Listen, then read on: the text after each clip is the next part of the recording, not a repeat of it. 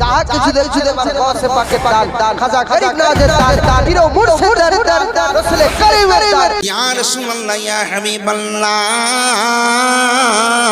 এই মক্কা একদিন এমন সময় আসবে আপনাকে ত্যাগ করতে হবে এই মক্কা ত্যাগ করে মদিনায় যেতে হবে নবীর সাহাবী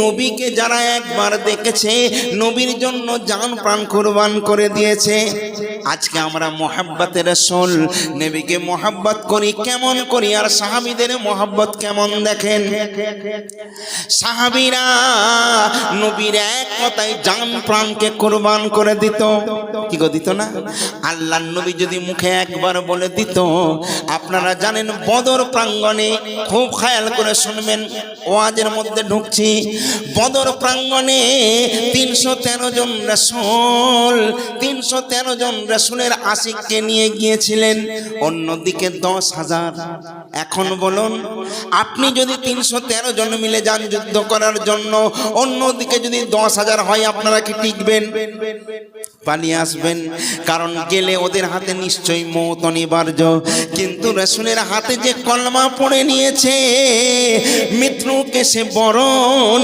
করে নিয়েছে আল্লাহর রাসূল বলে আমার সাহাবী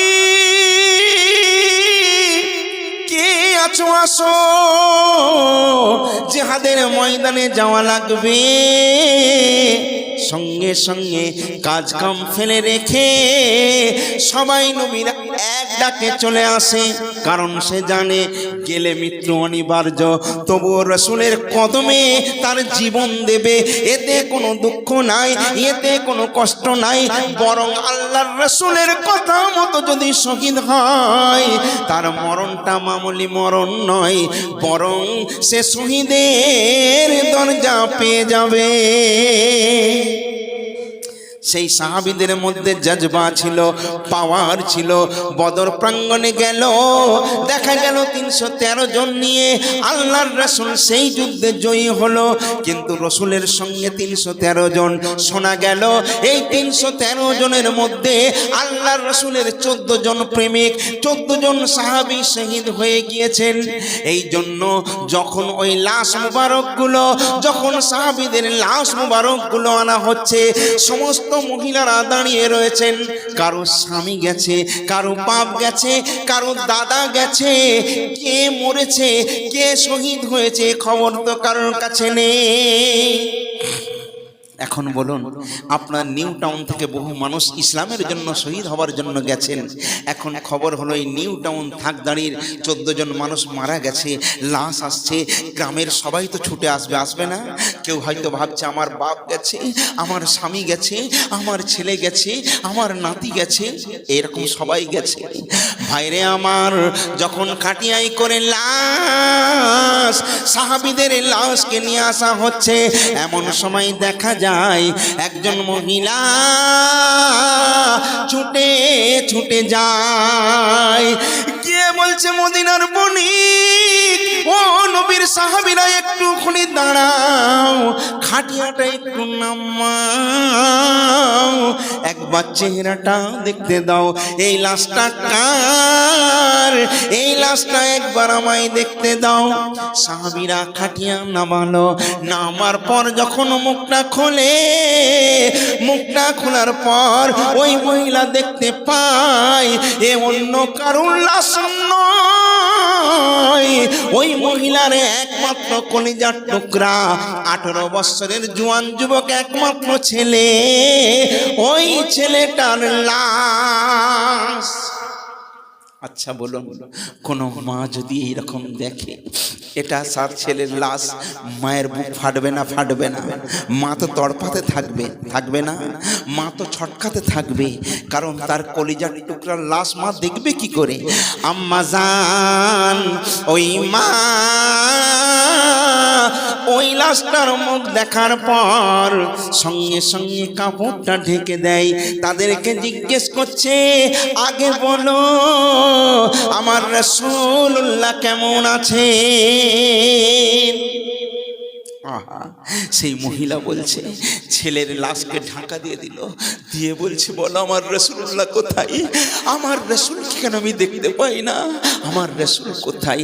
আবার মা পাগল পাড়া হয়ে ছুটে ছুটে যায়, আবার একটা লাশ আসছে, মা গিয়ে বলছে, একটু দাঁড়াও, খাটিয়াটা নামাও, এটা কার লাশ একবার আমায় দেখতে দাও। ওই লাশটা যখন খোলে, ওই মহিলা দেখে এই লাশটা অন্য কারো লাশ নয়, এ হলো তার অর্ধাঙ্গিনী, তার সঙ্গী, এটা হলো তার স্বামীর লাশ। মহিলা তবু কাঁদে না, কাপড়টা ঢেকে বলছে, ও লাশের লোকেরা, খাটিয়া ধরে যারা যাচ্ছ, আগে আমায় বলো আমার রাসূলুল্লাহ কেমন আছে? বুঝলেন না?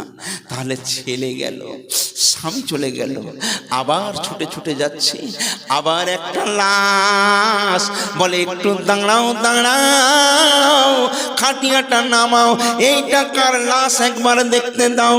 ওই লাশটা যখন খোলে, দেখে অন্য কেউ নয়, এটা হলো তার জন্মদাতা পিতা। মহিলা টাপা দিয়ে দেয়, দিয়ে বলছে, আগে বলো আমার রাসূলুল্লাহ কেমন আছে? তারপর আগিয়ে গিয়ে দেখে আবার একটা লাশ, বলে এটা খোলো।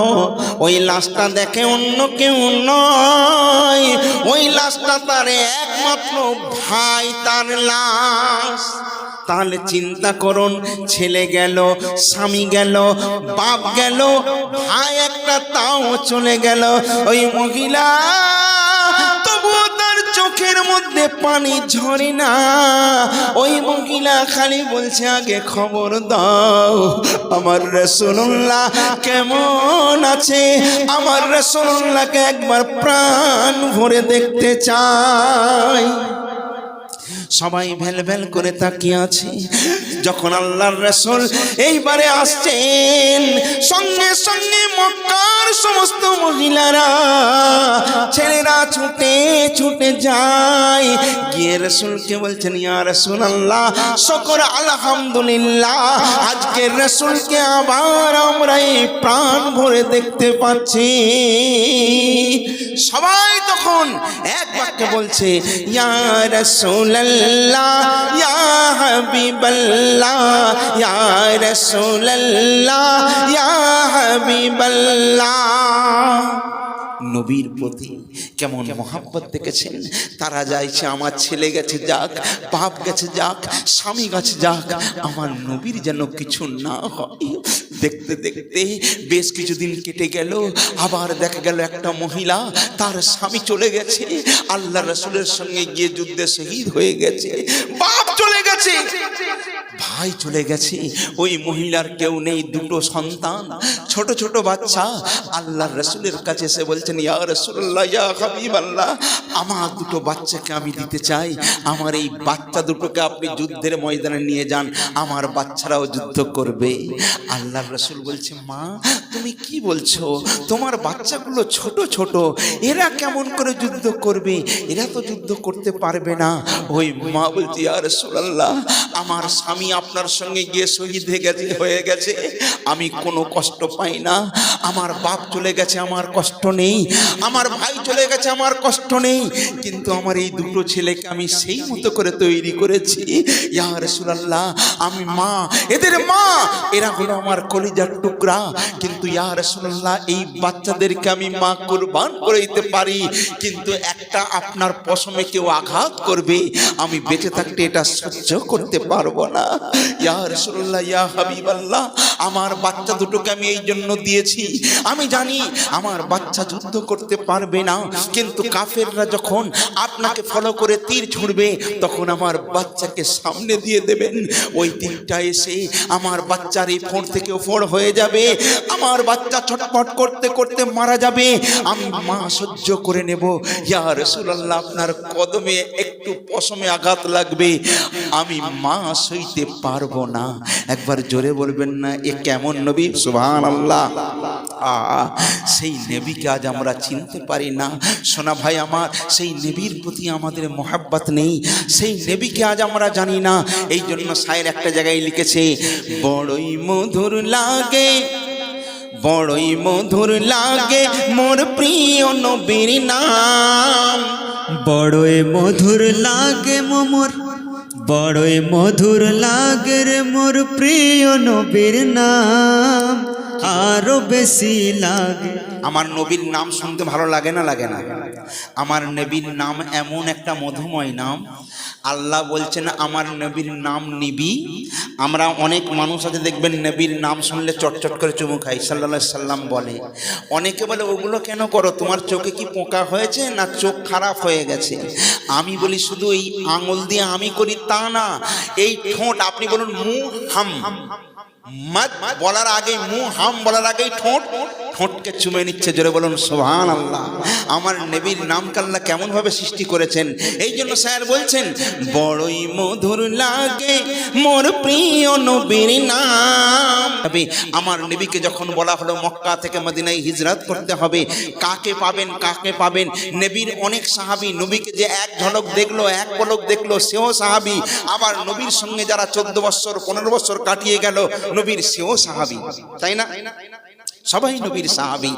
একটা ছিল ইমাম হুসাইনকে কাঁধে নিয়ে রাসূল নামাজের অবস্থায় কাঁধে করে কাটিয়েছেন, হোসেনও ছিল নবীর সাহাবী। একটা ছিল সাহাবী আলী মাওলা, তিনিও ছিলেন নবীর সাহাবী। হযরত আবু বকর, তিনিও ছিলেন নবীর সাহাবী। আহা হা, হযরত আবু বকর কেমন আবু বকর ছিলেন? আপনারা জানেন ইসলামের প্রধান খলিফা মধ্যে 4 জন, তার মধ্যে প্রথম খলিফার নাম হলো হযরতে আবু বকর সিদ্দিক রাদিয়াল্লাহু তাআলা আনহু। আহা, আমার নবী একদিন হযরত আবু বকর কে বলছেন, এই আবু বকর শোনো, আমি চাইছি, আমার কাছে একটা আংটি আছে, এই আংটিটাই তুমি বরং সেকরার কাছে যাও, গিয়ে এই আংটির মধ্যে তুমি আল্লাহ নাম, আলিফ লাম লাম হে আল্লাহর নাম, এই নামটা এই আংটির মধ্যে খোদাই করে নিয়ে আসবে। সঙ্গে সঙ্গে হযরত আবু বকর বলছেন, ইয়া রাসূলুল্লাহ, ইয়া হাবিবাল্লাহ, আপনি দিন। আংটিটা নিয়ে চলে গেল। তারপরে সেকরার কাছ থেকে খোদাই করে আল্লাহর রাসূলের কাছে নিয়ে এলেন। আল্লাহর রাসূলের কাছে নিয়ে আসার পর আল্লাহ রাসূল আংটিটা দেখছেন আর আবু বকরের দিকে দেখছেন। ব্যাপারটা কি?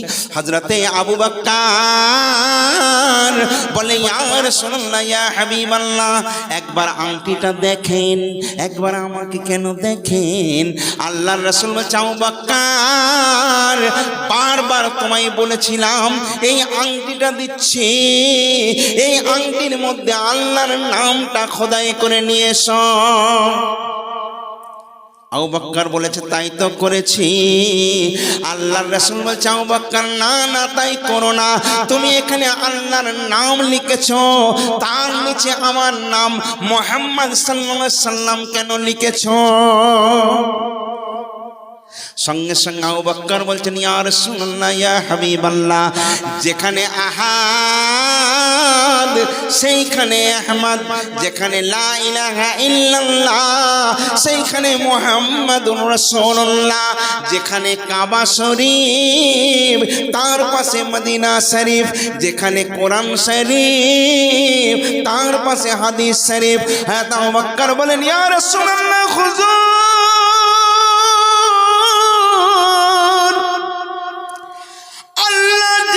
থেকে তার হাবিবকে আলাদা করে না। আমি আবু বকর, আমার এমন ঘাড়ে শক্তি নাই যে আল্লাহর নাম থাকবে, মুহাম্মদ সাল্লাল্লাহু আলাইহি সাল্লামের নাম থাকবে না।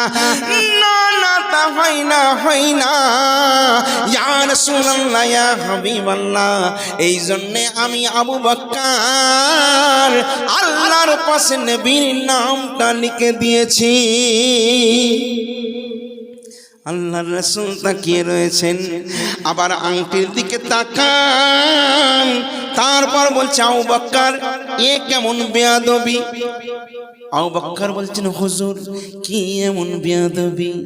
আল্লাহর রাসূল বলছেন তুমি বললে আল্লাহর নাম থাকবে তার পাশে মুহাম্মদ সাল্লাল্লাহু আলাইহি সাল্লাম নাম না থাকলে বেমানান, এই জন্য তুমি আমার নাম লিখেছো, কোনো অসুবিধে নেই। কিন্তু আবু বকর আল্লাহর নাম, তারপরে নবীর নাম, তারপরে আবু বকর তোমার নামটা কেন লিখলে? আবু বকর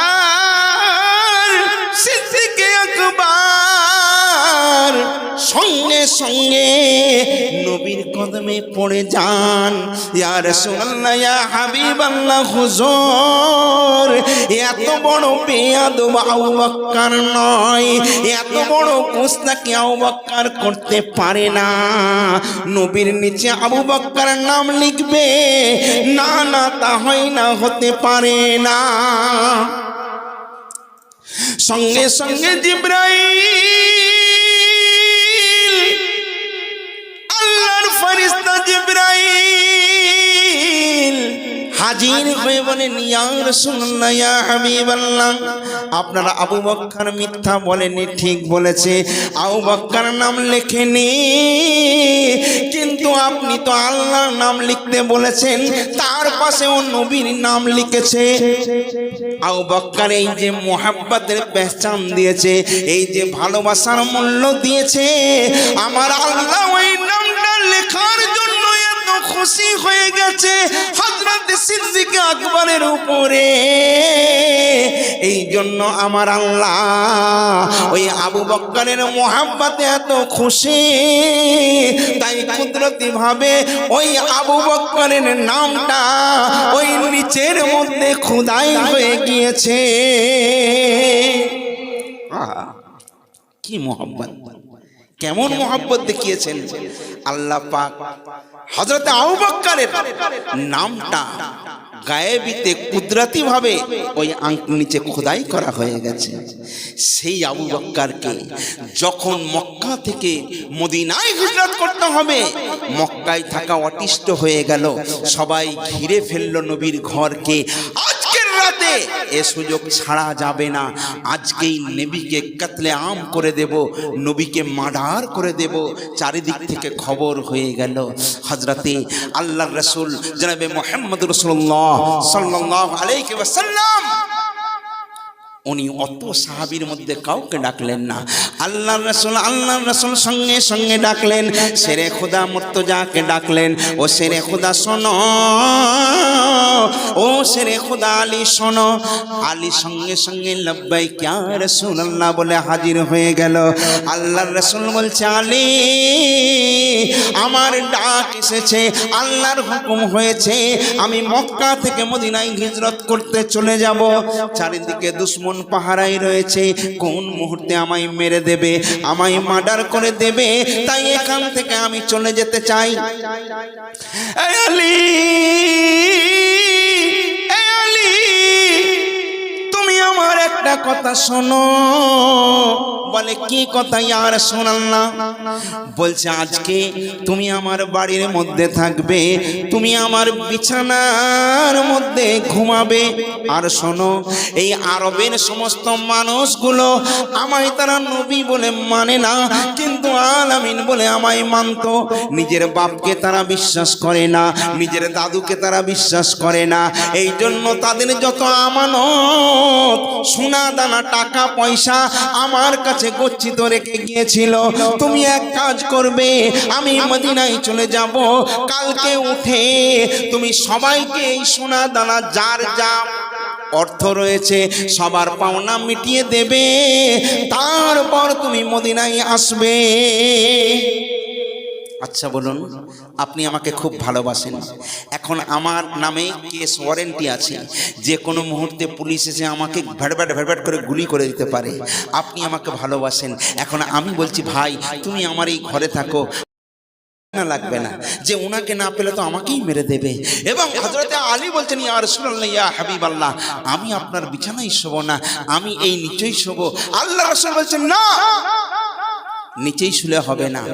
আমি যেমন কম্বল গায়ে দিয়ে যে জায়গায় আমার নুরানি চেহারা, আমি যেখানে আমি পিঠ করে যেমনভাবে ঘুমাতাম ঠিক সেইভাবেই তোমাকে ঘুমাতে হবে, ওই রকম ভাবে। আচ্ছা বলুন, আপনার ভয় লাগবে না লাগবে না? যে কোন মুহূর্তে এখন আমাকে যদি মারতে আসে, আমি যদি অন্যদিকে মুখ করে থাকি, আমার বিছানায় তো আমি শুয়ে আছি, তাহলে দুশ্মন ভাববে ওটা নবী শুয়ে আছে, তাহলে তো মারতে সুবিধা হবে, হবে না? তাহলে আপনি কি শুতে পারবেন? কিন্তু নবীর আসে, নবীর প্রেমিক মাওলা আলী সঙ্গে সঙ্গে বলেন, ইয়া রাসূলুল্লাহ, ইয়া হাবিবাল্লাহ, কোনো টেনশন নাই, কোনো চিন্তা নাই। কিন্তু বেয়াদবি, আল্লাহর রাসূল বলছে, আলী তোমাকে আজকে আমার রিসালাতের বিছানা আমি ছেড়ে আমি বিলায়াতের উদ্দেশ্যে মদিনায় যাব, তুমি এখানে শুয়ে পড়ো। সঙ্গে সঙ্গে হযরতে আলী আল্লাহর রাসূলের কম্বল ঢাকা দিয়ে শুয়ে পড়লেন। চারিদিকে বেঈমানরা রয়েছেন, একটা যেন ছোট্ট পোকা ওখান থেকে না যেতে পারে সেই রকম নখ দর্পণের মতো চারিদিকে দুশ্মনে আটা। কেমন করে নবী সেখান থেকে পাস হবেন? কিন্তু দেখা গেল আল্লাহর রাসূল তাদের সবার চোখের সামনে দিয়ে চলে গেল। ওই বেঈমান মুশরিকরা টেরই পেল না। নবী আমার আলীকে তার বিছানায় ঘুমাতে দিয়ে ওখান থেকে বার হয়ে গেলেন। এইবারে কাফেররা ঢুকে পড়লেন, দেখছেন আল্লাহর রাসূল কম্বল ঢাকা দিয়ে, কামলি কম্বল, কামলিওয়ালা যেভাবে সেইভাবে শুয়ে রয়েছে। সবাই দেখে নিল ওনার কাছে তো কোনো অস্ত্র নেই, আমাদের কাছে বড় বড় অস্ত্র আছে। আলীর শোয়াটা কেমন দেখেন, মওলা আলীর শোয়াটা কেমন দেখেন। আল্লাহর রাসূল যেভাবে শুতেন সেইভাবে হযরতে আলী শুয়ে রয়েছেন। এইবারে যখন কাফেররা গেল আলীকে মারার জন্য, আলীকে মারার জন্য সবাই রেডি হয়ে গেছে। আলী ঘুমিয়ে পড়েছেন। হযরত আলীকে জিজ্ঞাসা করা হয়েছিল, এ আলী মুশকিল কুশা, আচ্ছা আপনি যখন ঘুমাতে গেলেন আপনার কি ভয় লাগে না? আপনার কি সত্যি সত্যি চোখে ঘুম এসেছিল?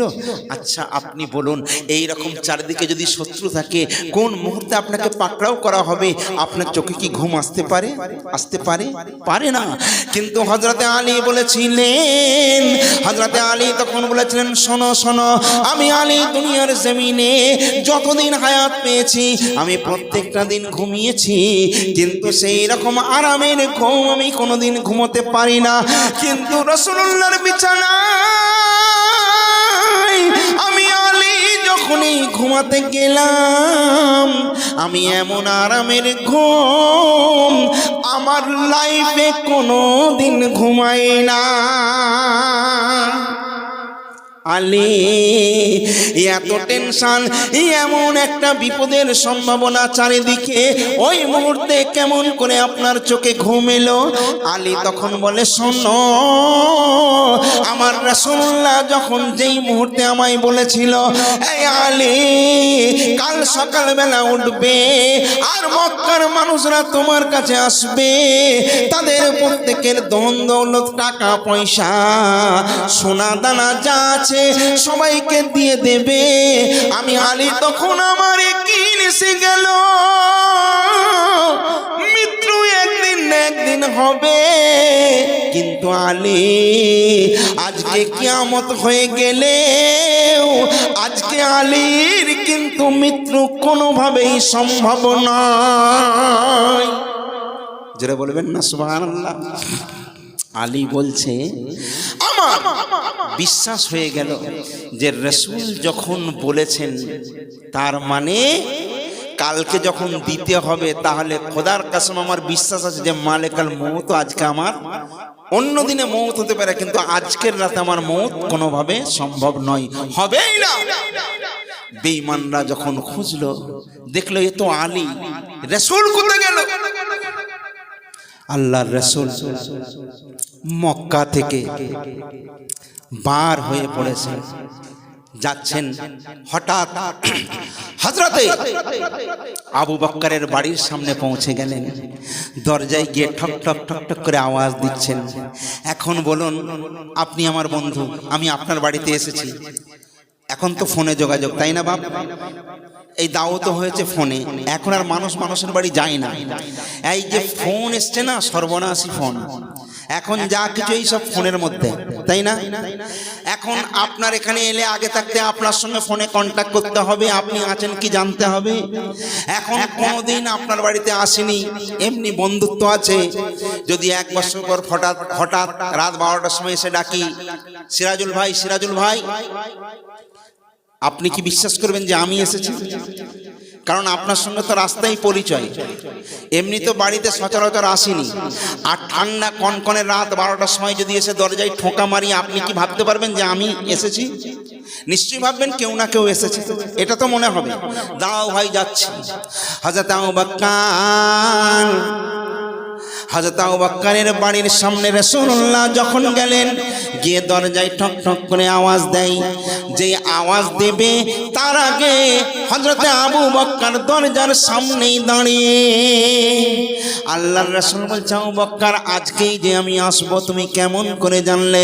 আবু বকর বলছেন, ইয়া রাসূলুল্লাহ, ইয়া হাবিবাল্লাহ, এই কথাটা বহুদিন আপনি আগে আমায় বলেছিলেন। এই আবু বকর, এমন একটা রাত আসবে, আমি মক্কা থেকে মদিনায় হিজরত করব, সেই দিনে তুমি আমার সঙ্গে থাকবে। আমি আবু বকর, আমি সেই দিন থেকে আমি একটা রাত দু চোখকে এক করি না, আমি এই দরজার পাশে দাঁড়িয়ে থাকি। কখন এসে আমার রাসূল বলবে, এই আবু বকর, আমি আবু বকর লাব্বাইক বলে সঙ্গে সঙ্গে যেন উত্তর দিতে পারি, আমি সেই জন্য আমি আবু বকর বেশ কয়েক মাস আগে থাকতেই জেগে রয়েছি। নবীর আশিক কাকে বলে? আবু বকরকে নিয়ে গেলেন, গারে সরের মধ্যে পৌঁছে গেলেন। পাহাড়ের উপরে উঠছেন, আহা হা হা, উঠে উঠে যাচ্ছেন।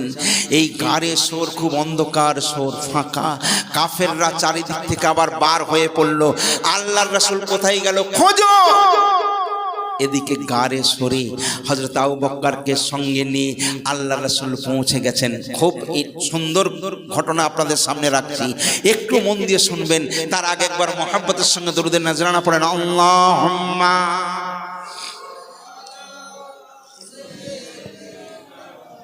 মাওলানা মুহাম্মদ ওয়া আলা আলি।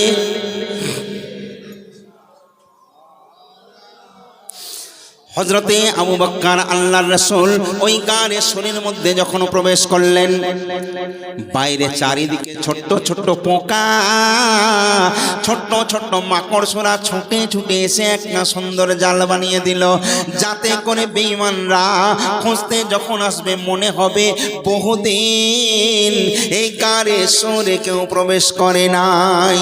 হযরতে আবু বকর আল্লাহর রাসূলকে নিয়ে যখন গারে শরীরের মধ্যে প্রবেশ করলেন, ওই গারে শরীরের মধ্যে আপনারা জানেন অনেকগুলো গর্ত ছিল, সেই গর্তের মধ্যে একটা সাপ ছিল। আপনারা জানেন আবু বকরের কাছে যে কাপড় ছিল, এই কাপড়গুলো টুকরো টুকরো করে গর্তগুলো ভরে দিয়েছে। একটা গর্ত ফাঁকা রয়ে গেছে, সেই একটা গর্ত থেকে একটা কাল নাগ ছিল, সেই নাগটা উঠে হযরতে আবু বকরকে দংশন করেছিল। সেই সময় আল্লাহর রাসূল হযরতে আবু বকরের কোলের মধ্যে ঘুমিয়েছিল। যখন হযরত আবু বকরের সারা দেহটা ওই কালা নাগের বিষে জড়িয়ে গিয়েছে, হযরত আবু বকরের চোখ থেকে এক ফোঁটা পানি রাসূলের চেহারা মোবারকের মধ্যে পড়েছে। রাসূলকে তবু ওই ঘুম থেকে উঠাচ্ছেন না, কারণ আবু বকর জানে আমার মরণ যদি হয় নয় আমি মরে যাব, কিন্তু রসুলের ঘুমে আমি বেঘাত হানব না। তাই আল্লাহর রাসূলকে ঘুম থেকে জাগাচ্ছেন না। এইবারে রাসূলের যখন গালের মধ্যে আবু বক্করের চোখের পানি পড়ে যায়, আল্লাহর রাসূল মুখ তুলে দেখে আবু বক্করের সারা দেহ নীল হয়ে গেছে। আল্লাহর রাসূল বলছে, আবু বক্কর কি ব্যাপার, মুখ কেন দেখছে, চেহারা কেন নীল? হযরত আবু বক্কর বলছেন, ইয়া রাসূলুল্লাহ জানি না, এইখানে একটা গর্ত ছিল, আমার পাটা এই গর্তের মধ্যে ছিল, জানি না কি এমন কামড় বলছে একটা বিষাক্ত সাপ কামড়েছে, তার বিষটা আমার দেহের মধ্যে এসে গেছে, হয়তো বেশিক্ষণের আমি মেহমান নই। আল্লাহর রাসূল বলছেন, না না, এই আমার আবু বক্কর, তুমি আজকে হলে আমার সঙ্গী, তোমার কোনো টেনশন নাই। আল্লাহর রাসূল একটু জীবের নালা আবু বক্করকে দিলেন। আবু বক্কর থুতু মুবারকটা, আল্লাহর রাসূলের থুতু মুবারকটা ওই ক্ষত জায়গায় যেই লাগালো, সঙ্গে সঙ্গে পুরো বিষটা পানি হয়ে গেল। ভাইরে আমার, এগুলো শোনা ঘটনা আপনাদের বলছি না, আসল জায়গায় এইবারে আপনাদের আমি নিয়ে যাই। হযরতে আবু বক্কর আল্লাহর রাসূলকে নিয়ে রয়েছেন। যখন সকাল হয়ে গেল, আল্লাহর রাসূলকে নিয়ে হযরতে আবু বক্কর হাঁটা শুরু করে দিয়েছেন। মক্কা থেকে মদিনা বহু দূরের পথ। আল্লাহর রাসূল আর হযরতে আবু বক্কর হেঁটে হেঁটে হেঁটে হেঁটে যাচ্ছেন। অনেক দূর যাবার পর, যেমন আপনি যদি কোনো দূর জায়গায় সফর করেন, ধরুন আপনি এখান থেকে আমাদের উলবেড়িয়া যাবেন, আপনাকে তো খিদে লাগবে না? আপনি কোনো দোকানে খাবেন, কোনো হোটেলে খাবেন, যেখানেও খাবেন, কিন্তু আল্লাহর রাসূল হাঁটছেন, আবু বক্করও হাঁটছেন, কিন্তু হযরত আবু বক্করের খুব খিদে লেগেছে। আমার রাসূল বুঝতে পেরেছেন আমার আবু বক্করের খুব খিদে লেগেছে। আবু বক্কর, তুমি খুব ক্ষুধার্ত, খুব খিদে পেয়েছে। ইয়া রাসূলুল্লাহ, ঠিক আছে, না তোমার মুখের দিকে তাকানো যাচ্ছে না, মুখটা মলিন হয়ে গেছে। সামনে দেখতে পাই একটা ছোট্ট কোঠায়, মানে একটা ছোট্ট কোণে ঘর। লোকে বলে এই লোকটারা অতিথি আপ্যায়ন করতে খুব ভালোবাসে।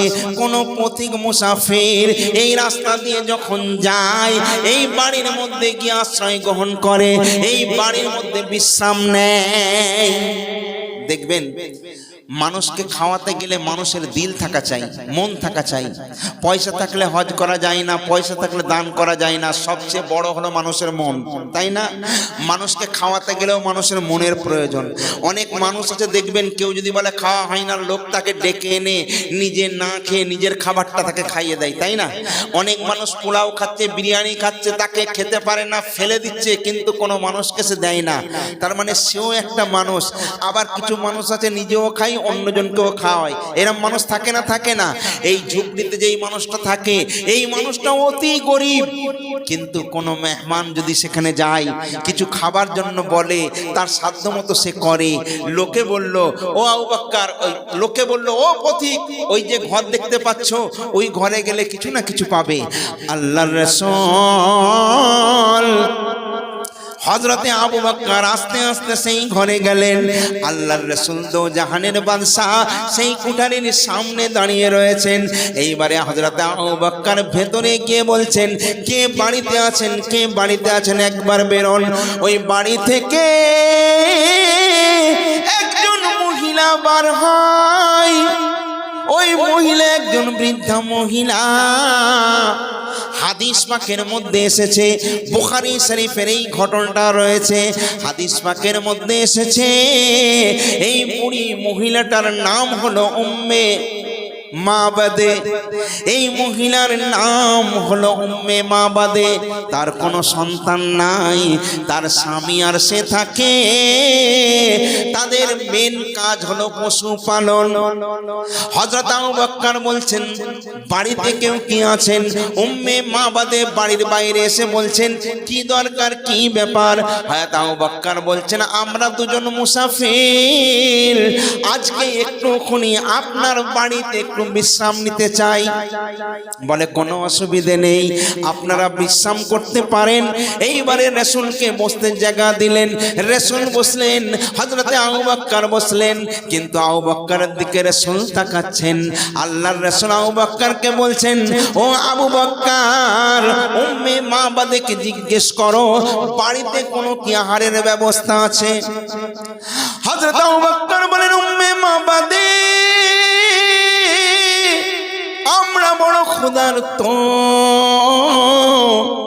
যদি কিছু খাবারের ব্যবস্থা হয় তাহলে মনটা ভরে যেত।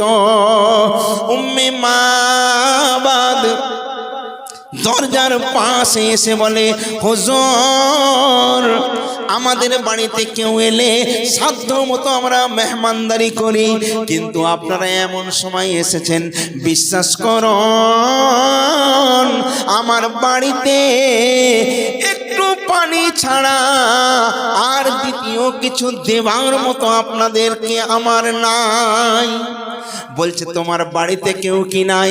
উম্মে মাবাদে বলে, না না, আমার ছেলে নাই, মেয়ে নাই, আমার স্বামী হলো আবু মাবাদে, আমার নাম উম্মে মাবাদে, আমার স্বামীর নাম হলো আবু মাবাদে।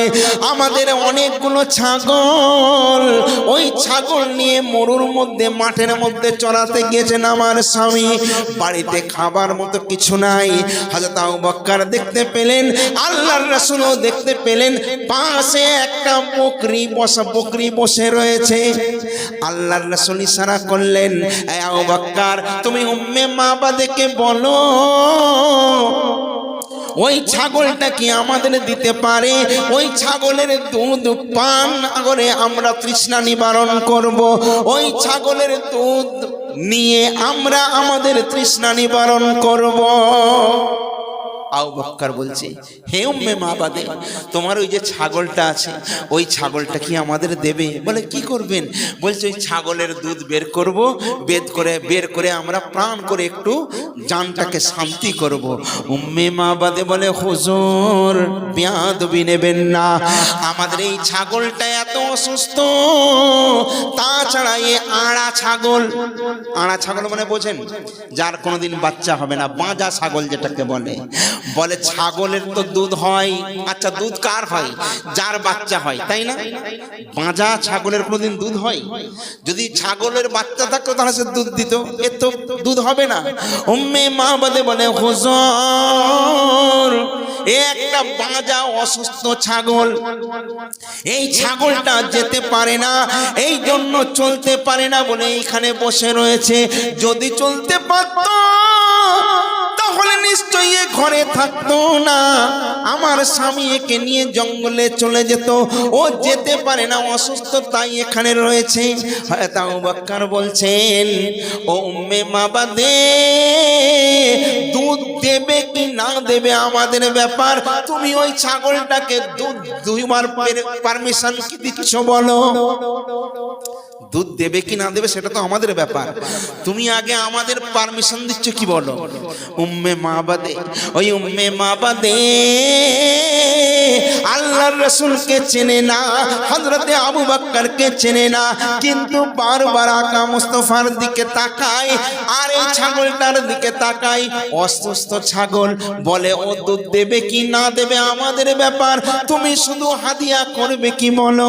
উম্মে মাবাদে আমার বলে, আমার দিক থেকে কোনো অসুবিধা নাই, যদি বিশ্বাস না হয় নিজেরাই পরখ করে দেখো। আল্লাহর রাসূল বলে, আবু বকর, যাও যাও ছাগলটা নিয়ে আসো। ও এমন অসুস্থ ছাগল, ওই ছাগলটা উঠতে পারে না। যে কোনো ফিকিরে হযরতে আবু বকর তাকে ধরে ধরে আস্তে আস্তে রাসূলের কাছে নিয়ে এলেন। আপনার নবী আমার নবী সঙ্গে সঙ্গে তার রহমতি হাত দিয়ে তার ওই দুঃখের মধ্যে, ওই পাটের মধ্যে একবার হাত দিলেন, আর পিঠের মধ্যে একবার হাতটা বুলিয়ে দিলেন। আল্লাহর যে কুদরত, আল্লাহর কেমন কুদরত! যেই পিঠের মধ্যে হাত দিলেন সঙ্গে সঙ্গে ছাগলটা সুস্থ হয়ে দাঁড়িয়ে গেল। আর যেই বিসমিল্লাহ বলে পাটের মধ্যে হাত লাগিয়ে দিলেন সঙ্গে সঙ্গে পাটটা দুধে ভরপুর হয়ে গেল। হযরতে আবু বকর উম্মে মাবাদকে বলে, উম্মে মাবাদ ভেল ভেল করে তাকিয়ে রয়েছেন, আশ্চর্য ব্যাপার, ইয়ে কেমন করে সম্ভব, ইয়ে কেমন করে সম্ভব? হযরত আবু বকর বলছে, উম্মে মাবাদে যাও যাও, বাড়ির মধ্যে কোনো বর্তন আছে, কোনো হাঁড়ি আছে, কোনো ডেকচি আছে, যা আছে নিয়ে এসো। উম্মে মাবাদে ছুটে ছুটে যায়, বড় একটা ডেকচি হাঁড়ি দেখতে পায়, সেই ডেকচি হাঁড়িটা নিয়ে আসে। আল্লাহর রাসূল শুধু একটুখানি হাত এইভাবে দেয়, এমন মুসলভাবে দুগ্ধ বার হয়, সঙ্গে সঙ্গে দেখা যায় ওই ডেকচিটা ভরপুর হয়ে গেল। আল্লাহর রাসূল বলে, উম্মে মাবাদে কি দেখছো এমন করে? আল্লাহ এসেছিল, যখন শুনলো আল্লাহর রাসূল এসেছিল, উম্মে মাবাদে বলে, আবু মাবাদে বলে, বিবি কি করলে? তাকে তুমি চিনতে পারলে না? একবার দরুদ শরীফ পড়ো, আল্লাহুম্মা। মক্কার জমিনটা ছিল মরুভূমি, ওই মরুভূমির উপর দিয়ে আমার নবী যখন হেঁটে হেঁটে যেতেন, ভাইরে আমার, আমরা রৌদ্রে কঠিন এই প্রখর রৌদ্রে হাঁটতে পারি না, কিছুক্ষণ হাঁটার পর ক্লান্ত হয়ে পড়ি, কিন্তু রাসূল যখন হেঁটে যায় আমার আল্লাহ রাসূলের কষ্ট দেখতে পারে না। তো কি ঘটতো? আমার নবী যখন ওই হেঁটে হেঁটে যেত, আর শিশু বেলায় নবী আমার জঙ্গলে যখন ঘুরিতেন, শিশু বেলায় নবী আমার মরুতে যখন ঘুরিত, আর মেঘেরা সব নিচে এসে নবীকে ছায়া করিত। জোরে বলুন সুবহানাল্লাহ।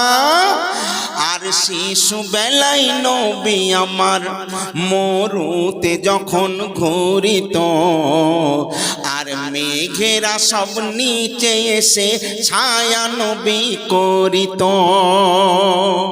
শুধু কি তাই, আর ক্লান্ত হয়ে ঘুমিয়ে যখন পড়তেন নবী জঙ্গলে, মরুতে তো মেঘ ছায়া দিত, কিন্তু উনি যখন জঙ্গলে যেতেন সেখানে যদি ক্লান্ত হয়ে ঘুমিয়ে পড়তেন তো কোথায় ঘুমাবেন? ওখানে তো কোনো বিছানা নেই। কি ঘটতো দেখেন, আর ক্লান্ত হয়ে ঘুমিয়ে যখন পড়তেন নবী জঙ্গলে, আর সর্প এসে করতো ছায়া আপন ফানার তলে, সর্প এসে করতো ছায়া আপন ফানার তলে, করিত বাতাস, করিত বাতাস ময়ূর নেড়ে পাখনা। একবার বলুন সুবহানাল্লাহ, জোরে বলুন। করিত বাতাস ময়ূর নেড়ে পাখনা, ও তার পাখনা ও সে শুকিয়ে দিত নবীর দেহের পাসিনা। সে যে আমার দয়ার নবী, তাকে তোমরা চেনো না। সে যে আমার দয়ার নবী, তাজদারে মদিনা। আমার নবী যখন মক্কার মানুষদের কাছে ইসলামের দাওয়াত দিলেন, কুল হুয়াল্লাহু আহাদ আল্লাহুস সামাদ, সেই এক আল্লাহ, সেই আল্লাহকে আল্লাহ বলে মেনে নাও। যখন ইসলামের দাওয়াত দিতে লাগলেন, তখন কিছু বেঈমান মুশরিক তারা কি করলো জানেন? ইসলাম প্রচারে নবী আমার গেলেন তায়েফের বুকে, আর তায়েফবাসীরা না বুঝে ওই পাথর মারে মোর নবীকে। এত পাথর মারা হয়েছিল, নবীর দেহ থেকে খুনের রক্তাক্ত হয়ে গেছে, নবী বেহুশ হয়ে পড়েছেন। ফেরেশতা জিবরিল আমিন এসে বলছেন, ইয়া রাসূলুল্লাহ, ইয়া হাবিবাল্লাহ, আপনাকে আল্লাহ সৃষ্টি না করলে কুল কায়নাত সৃষ্টি করতেন না। আপনাকে এত কষ্ট দিচ্ছে তায়েফবাসীরা, আপনি একবার শুধু যদি বলেন, এই তায়েফটা যে ছিল, দুদিকে পাহাড় ছিল, পাহাড়ের মধ্যস্থলে তায়েফ, এই তায়েফবাসীদের দুটো পাহাড় দিয়ে পিষে এদের শেষ করে দেওয়া হবে, শুধু একবার বলেন। কিন্তু আমার নবী কি বলেছিলেন জানেন? নবীজি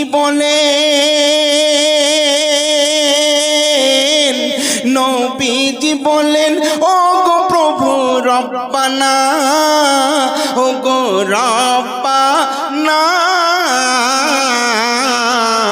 আর মাফ করে দাও আল্লাহ গো এদের গুনাহ।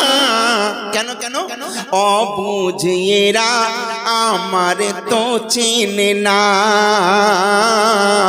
অবুঝেরা আমার তো বোঝে না। সেই দিন দুঃখী আর অমন্ত কেউ হবে না, ও গো হবে না। সে যে আমার দয়ার নবী তাজদারে মদিনা, এমন নবী হয়নি যে আর হবে না। চিন্তা করুন, আল্লাহ পাক বলছেন আমি সারা সৃষ্টির মালিক। কি গো, তাই না? আল্লাহ তামাম সৃষ্টির মালিক। আসমানের মালিক কে? আল্লাহ। জমিনের মালিক কে? আল্লাহ।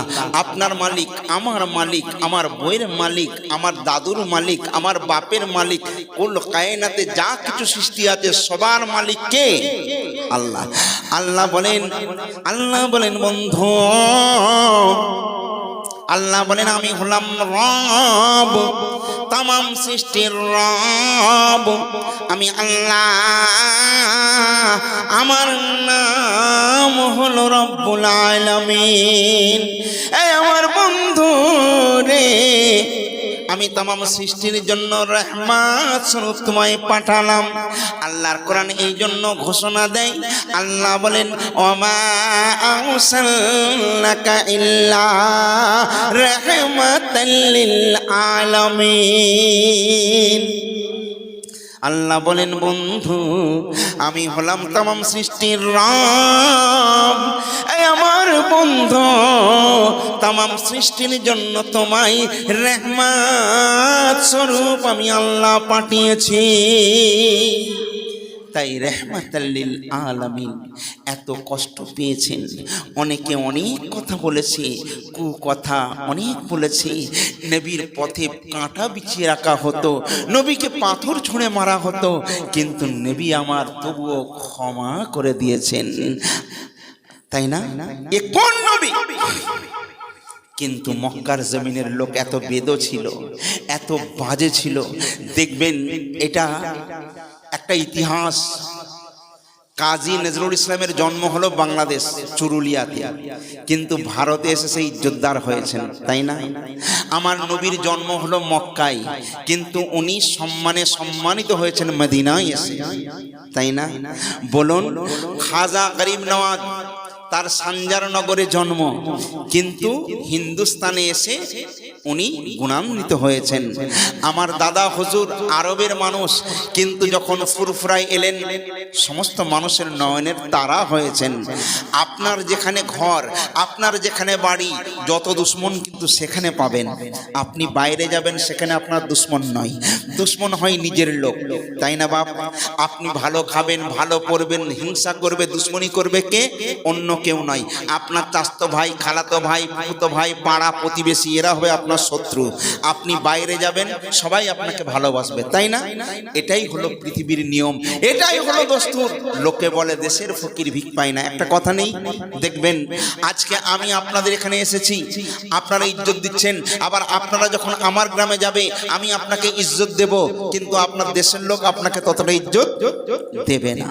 রাসূলের প্রতি যখন একটার পর একটা আকর্ষণ তৈরি হয়ে গেল, সমস্ত মানুষ যখন রাসূলকে দেখে কলমা পড়ে মুসলমান হয়ে যায়, তখন নবীর যারা শত্রু ছিল, দুশ্মন ছিল, তারা চিন্তা করলো কলে কৌশলে যে কোনো ফিকিরে নবীকে দুনিয়া থেকে আউট করে দিতে হবে, কারণ না থাকবে বাঁশি, না থাকবে বাঁশরি, অতএব নবীকে শেষ করে দিতে হবে। তাই চারিদিকে একটা মিটিং হয়ে গেল, চক্রান্ত শুরু হয়ে গেল। ভাইরে আমার, জিবরিল আমিন একদিন তার আগে নবীকে জানিয়ে দিয়েছিলেন